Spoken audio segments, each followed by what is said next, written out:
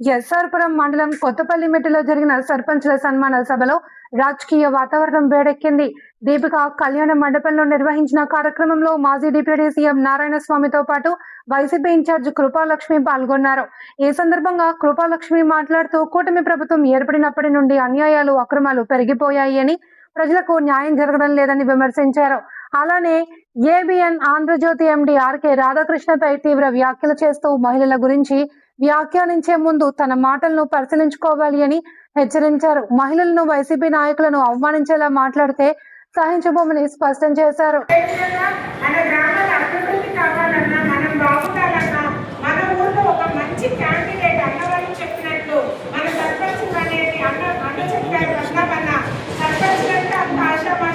చిన్న విషయాలకు కూడా అన్న మా ఊర్లో ఇది లేదు, మా ఊర్లో లైట్ వెళ్ళలేదు, మా ఊరు అట్లాంటివన్నీ బాధ్యతగా తీసుకొని వాళ్ళ ఊరు డెవలప్మెంట్స్ కానివ్వండి, వాళ్ళకి సదుపాయాలు కానివ్వండి, ప్రతి ఒక్కటి కల్పించిన మీకు అందరికీ నా హృదయపూర్వక వందనాలు తెలియజేస్తున్నాను.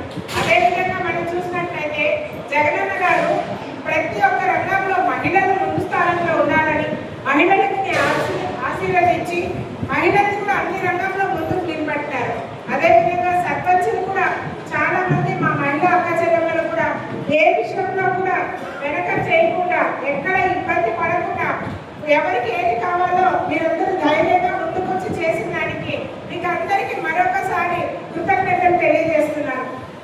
జగనన్న చేసిన పథకాలు ప్రతి ఒక్కటి ఎలా పేదలకు ఉపయోగపడినట్లు, ప్రతి ఒక్కటి ఎలా పిల్లల భవిష్యత్తు కోసం ఆలోచించి తీసుకొని వచ్చిన నిర్ణయాలు ప్రతి ఒక్కటి మనం చూసాము.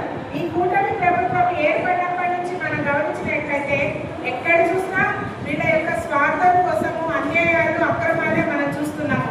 మహిళలంటే ఇంత చిన్న గౌరవం అనేది కూడా లేదు. ఎందుకంటే మనం ఇంకా గమనించినట్లయితే ఏబిఎన్ రాధాకృష్ణ గారి వాక్యాల గురించి ఒకసారి మనం చెప్పుకున్నాం.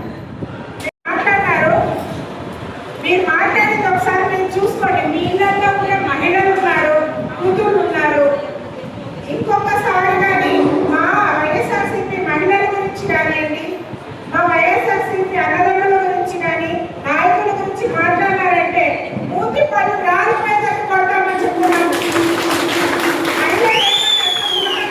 రాజకీయాలకు వస్తే మహిళల కంటే మీకు ఏకంత చులకన భావాలు, మీరు మాట్లాడే పద్ధతి మార్చుకోకపోతే మేమందరం మీకు అక్కడికే వచ్చి బుద్ధి చెప్పాల్సి వస్తుందని ఈ సభాముఖంగా తెలియజేస్తున్నాను. జగనన్న గారు మహిళల కోసం ఒక యాప్ తీసుకొని వచ్చి, దిశ యాప్ తీసుకొని వచ్చి మహిళల రక్షణ కోసము, మహిళలు ఒక పబ్లిక్ లో ఒక సర్వీస్ చేసేటప్పుడు వాళ్ళకు ఒక రక్షణ కల్పించాలా అని మహిళలకి గౌరవిస్తుంటే, ఈ కూటమి ప్రభుత్వంలో చూసినట్లయితే ఎక్కడ చూసిన అన్యాయాలు, అరాచకాలు, దోపిళ్లు, దౌర్జన్యాలు, మహిళలని కించపరిచేటట్లు ప్రవర్తనలు ఇవన్నీ మనం గమనిస్తూనే ఉన్నాము. మేము మీకందరికీ ఒకటే చెప్తున్నాను, మహిళలని కష్టపడేటప్పుడు గౌరవించండి, వాళ్ళకి సహకరించండి. అదే విధంగా మన జగనన్న గారు చేసిన ప్రతి ఒక్క మంచి పనిని మీరు గుర్తుపెట్టుకొని మీరు పబ్లిక్ గా తెలియజేయండి.